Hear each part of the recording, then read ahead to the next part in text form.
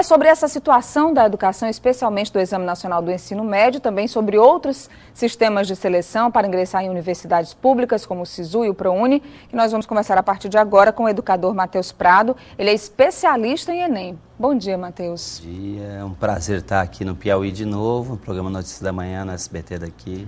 Um grande prazer. Prazer em recebê-lo. O Matheus, que inclusive é colunista de educação do portal IG. Eu sou do portal IG, lá nós conversamos sobre educação e sobre essa época bastante coisa sobre o Enem, né? E o Enem tem sido alvo de muitas críticas. Essa forma escolhida pelo governo federal, Matheus, que já prevalece praticamente como forma de ingresso em todas as instituições de ensino superior. Aqui no Piauí são todas, mas... Então, como é que você tem avaliado nos últimos anos todos esses problemas? Como é que é tentar resolver isso e não conseguir chegar ainda a uma solução? O Enem ele tem a vantagem de ser, como política pública, uma política importante na indução de mudanças no ensino médio. O ensino médio é bastante conteudista e como o Enem avalia competências e habilidades e tem um núcleo de conteúdos menor, ele seria um instrumento muito importante para a gente mudar o ensino médio, que é muito ruim do Brasil, é um depósito de pessoas. Só que o Enem tem errado bastante. Então, desde 2009, quando começou a selecionar para universidades, ele tem errado. Eu tenho proposto pelo país, na minha andança, que ao invés de nós fazermos... O SAT americano, por exemplo, tem 7 edições.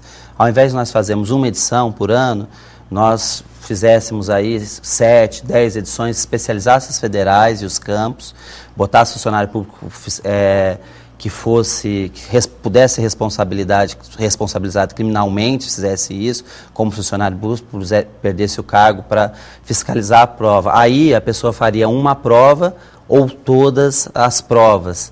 E aí ele ficaria com a melhor nota. Resolveria, por exemplo, em parte o problema da redação. Tem gente que defende que a redação seja binária, que ela seja, dá para ter acesso ao ensino superior ou não dá para ter acesso, porque 100 pontos de diferença ali é a definição se você vai ou não. Tem universidades, por exemplo, a Federal do Rio deu peso 3 para a redação. Quem tirou 1000 na sorte ficou bem à frente dos outros. Então o Enem, o gigantismo dele atrapalha um pouco.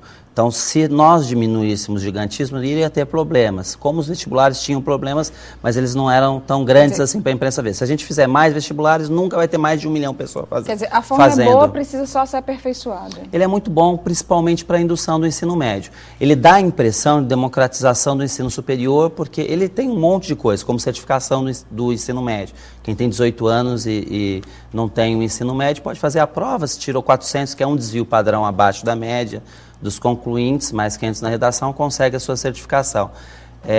Mas do jeito que ele tem sido aplicado, ele tem levado um monte de críticas e talvez a gente perca uma política que é importante, que é para a gente... não vai acabar com o abismo entre estudante de escola pública e estudante de escola particular, mas ele diminui bastante o abismo e a gente corre o risco de perder essa política por não aplicar ele de forma correta. Agora, para esse ano já anunciou, era para ter pelo menos um Enem em abril e outro no final do ano.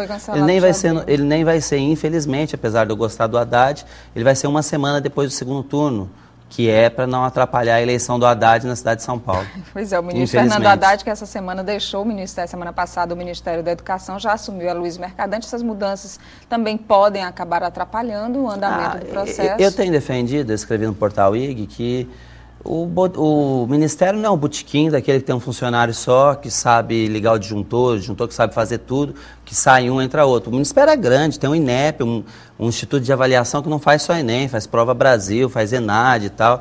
Essa história porque é mudança de ministro, essa história que é porque a redação vai ter que ser disponibilizada no outro ano, é mentira. Porque hoje a redação já vai via internet para os corretores, isso é muito fácil fazer. Bom, eu queria aproveitar e falar sobre a redação, que tem sido alvo de muitas polêmicas. Foram 73 ações na Justiça, encaminhadas por estudantes que se sentiram prejudicados na correção da redação. E a gente sabe que alguns problemas, inclusive tecnológicos, porque as redações são escaneadas e enviadas para os corretores. Isso. Então, alguns problemas tecnológicos evitaram de que alunos tivessem nota melhor. Por exemplo, uma redação que foi feita, foi enviada como sendo uma redação em branco para um dos corretores, e isso acabou prejudicando um dos alunos. Fora isso, o próprio conteúdo da redação, você que tem feito a redação, inclusive, para testar a eficácia? Faço. Eu tirei 1000 esse ano e 550 no outro ano. Eu sou colunista do IG. E qual é o problema da redação, Matheus? Primeiro, ela não pode ter, por mais que tenha, ela está dividida em 5 itens e um máximo de 5 de 200 e cada item soma. A redação do Enem sempre tem que ter uma proposta diferente dos outros vestibulares de intervenção ética. Se não tiver, ela sai. Mas só que a redação é sempre subjetivo.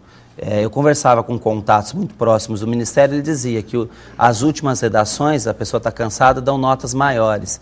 A redação precisa ter um monte de critérios e se cumpriu ou não. Hoje, quem tem uma nota um pouco menor, pega. Agora, por exemplo, por a prova ser bastante paulista, imagine que alguém do Piauí fale sobre ilha de calor, fale sobre meio ambiente, que é uma coisa que pode cair na redação.